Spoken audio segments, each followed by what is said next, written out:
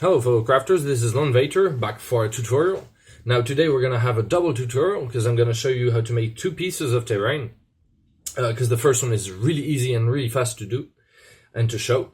So the first one is this. It's a modular battle mat made out of a simple fabric. I used an old t-shirt and I showed it in the previous showcase. And some of you guys asked me how I paint those. It's really dead easy, so I'm going to show you.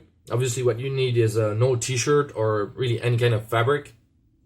The best would be to use a very thin wool or maybe felt, because as I showed before, you can actually use this to pin some additional terrain on it, some scattered terrain, or holders to actually hold miniatures, because the interest of this is that you can use it with stacked up XPS foam platforms, so you can rearrange them the way you want, and you could just put the fabric on top of it, and it's definitely interesting because you can have some other scattered terrain and you have actual slopes instead of just platforms, so it'll give a more natural look. And as I said, you can put some add-ons, you can put some I got some trees that can be actually sticked into the foam through the fabric, and you also have these kind of holders that can hold miniature to make sure that it can stay on the slope instead of falling down. So this is really interesting. I've already used it in gameplay. It works very well, so I'm going to show you how to do it, but it's very easy and very fast to do. So I did another tutorial, so you're going to have another tutorial in the same vid, and I'm going to show you how to build this type of standalone piece using bark, using tree bark, acrylic filler, and some small stones. Very easy to do as well. A little more time consuming, but very easy. So let's cut to the chase and enjoy the tutorials. So first, obviously, you need some kind of fabric. Here, as I said, I used an old t-shirt. Now it's way more green than it appears on screen. The colors are actually a lot more vivid. Mainly we're going to use two colors, a dark green and some yellow. If you don't have any dark green, you can just as well use some blue, because, well, you know, blue and yellow gives you green. I'm going to take very little paint each time, and I'm going to dab until the paint is mostly removed from the brush. So of course you could use a sponge to get a faster result, but honestly this is going to be fast anyway. I took between 15 and 20 minutes to do this piece, but the first one I made was actually done in under 10 minutes. I had some friends that were gonna come for a game session and I didn't have time, but I wanted this battle mat, so I made the first one in no time. So this one ended up looking a lot prettier and a lot more detailed, but you can do it easily in 10 to 15 minutes. If you take a sponge you can do it even faster, but I'm not sure the result will be as detailed. So as you can see, we're gradually adding more and more vivid colors, more and more yellow. I'm actually working only with yellow by now. So I'm adding some yellow with the tip of my brush, and then I'm dabbing over it again just to make some smooth transitions.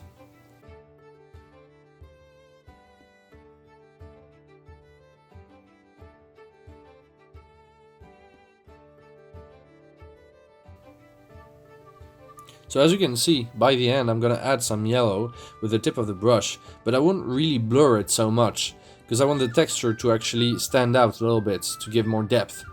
So the last texture that I'm gonna put, I'm actually not going to blur it too much.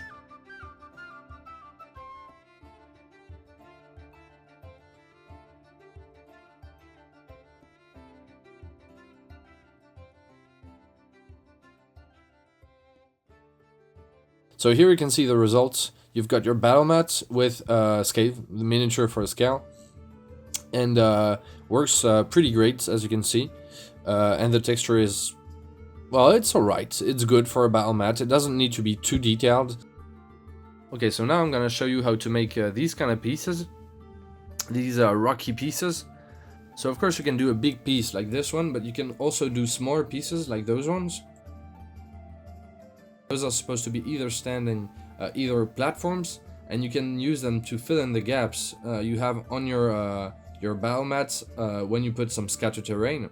So if I put the hills some places, I can use these pieces to fill in the gaps, just to make the whole thing look a little more natural, a little more realistic. Of course, you can also use them to make some natural bridges. Also, we're gonna use some little stones and some pebbles. And for the smaller stones, we're gonna use some coarsely grained sand, the type of sand you use in aquariums. So here you can see the type of bark I used when it's unpainted.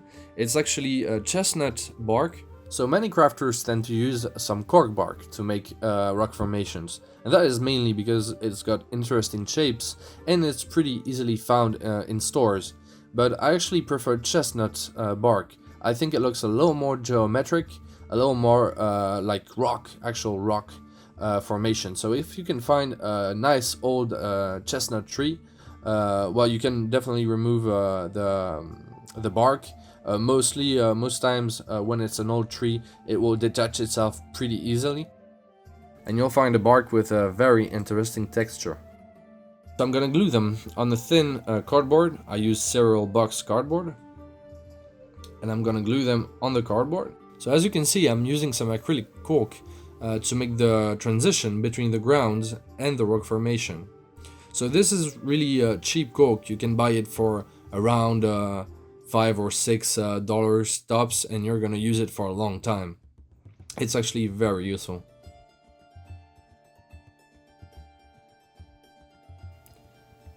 Then what I'm gonna do is use some XPS foam and make a slope at the back. This will prevent me from using too much acrylic.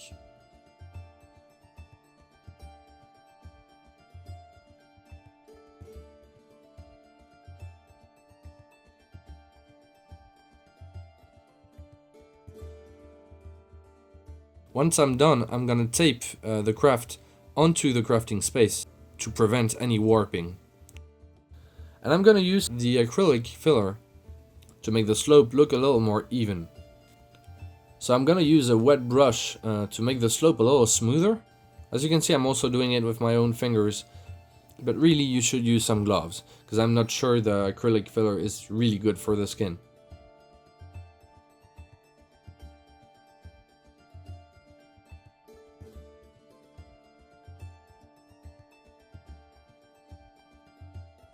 Then I'm gonna add some stones to make this slope look a little more realistic. As you can see, you always start with the larger stones. So this step is gonna take a little while because obviously I have to set them someplace they look realistic. These big stones are often part of the rock formation, so either they must be settled someplace they won't look weird with the rest of the rock formation, or they could be a bigger part of the rock formation that has actually broken and was detached from the main formation. So you have to set them in a position and space that looks pretty natural.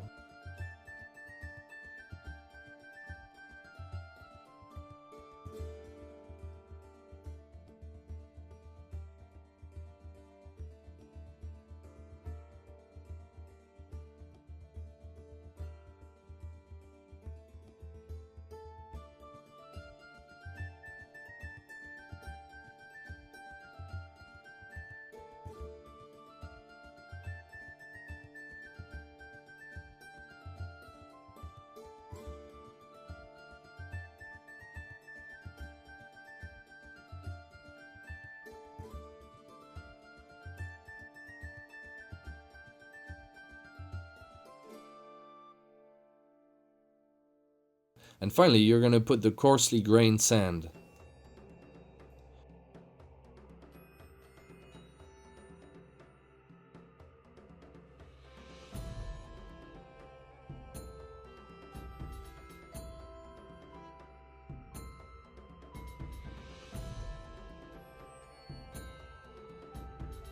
I'm gonna put a watered down Mod Podge mix onto the piece just to seal everything.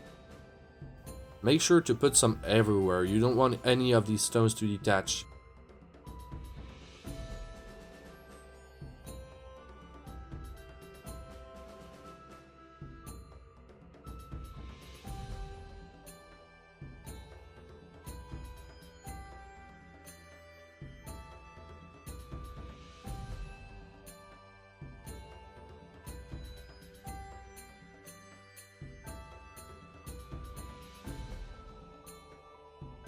So this is how the craft looks from the other side. I've lost some footage here, so I wanted to show you how it looked. So as you can see, I used some stones to cover up the gap in the front. Hopefully when everything is painted, it's gonna look great. When everything is dry, the only thing you have to do is remove the edges by cutting with a sharp X-Acto knife.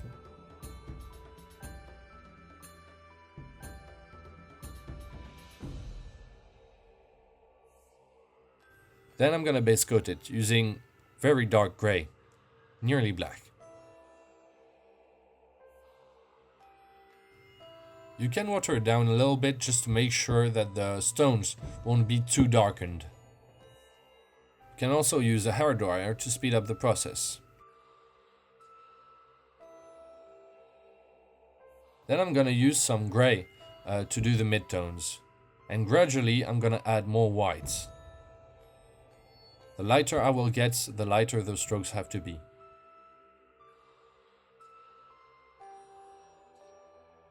Then as you can see, I'm also going to add some burnt sienna, and that's only because rock formations aren't always uniform. For example, you can find some iron in some places. So I'm definitely gonna use some brown, some burnt sienna to simulate that iron. Gradually, I'm putting on some highlights by adding more white to the grey.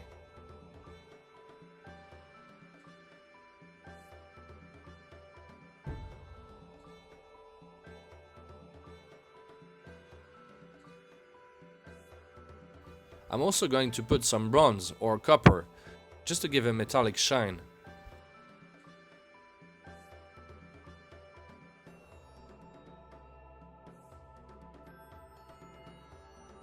Then I'm gradually adding more and more whites.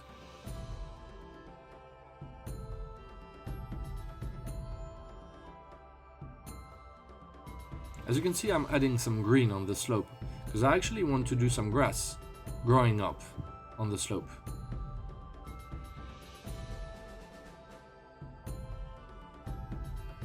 And I'm gonna use some small grass tufts just to hide some places that I'm not satisfied with. These come from Green Stuff World. I'll put the link in the description.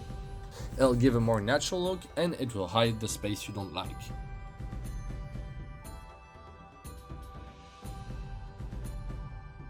And finally, I'm gonna use some static grass to make the slope look a little more realistic.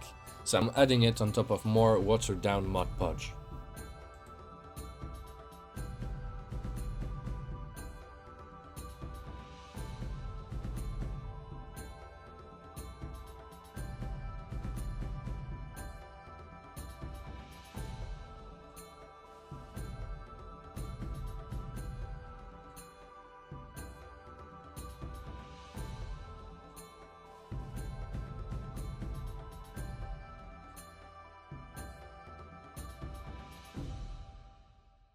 So this is the final piece. I think it came out pretty great. So here we've got the backside with this slope that characters can actually climb onto. The miniature should be able to stand upon it pretty well. As you can see, it works. Well, you've got some stones, so it's not very easy, but mainly the characters are going to be able to hold. And they can, of course, go on the top. And here, as you can see, you've got the front of the cliff, the small cliff. So I think this piece came out really great, and I really like in particular the little iron patches here and there to give a little more variation to the stones. So yeah, if you want to build some cliffs or some stone rocky terrain, I might consider using some chestnut bark. That's what I like to use, at least. I find it way better than cork, actually. But of course, you have to find an old tree with an interesting bark, and of course, little stones that you could find on a path, for example. Okay, guys, another thing I want to show you are these pieces, because I'm really happy with how they turned out. So I wanted to show you guys these, but I didn't do a tutorial for them because I actually followed a tutorial. I followed the Redbeard Baron tutorial There's going to be a link in the description of the video, because I wanted to make these modular rivers. So at first, maybe a year ago, so I did these modular rivers that were kind of neat looking. It was nice. I used some thin cardboard, and I made those rivers and a corner piece to make to be able to make them do a turn. So they were nice. Very easy to do, very modular. I love modular stuff to be able to play a RPG. I'm not playing on huge battle mats and I don't have much space. So these are neat. But when I saw his tutorial, I really wanted to give it a go. And these are made on top of fabric. I used linen, and it's actually using very cheap materials. You don't use any resin to do this. I used some clear caulk. And acrylic caulk for the under the stones, and I think it looks really good. I maybe should have done it a little more dark in the middle, but I wanted mostly a shallow river. I don't want a huge river. But maybe I'll make another piece more shallow, more deep. But I really liked how it turned out. They look really good, and the interesting piece is that they can be adapted to any kind of terrain. So this really actually could be used with what I show you with the battle mats and with the elevated terrain. So let's see these pieces of scattered terrain on display.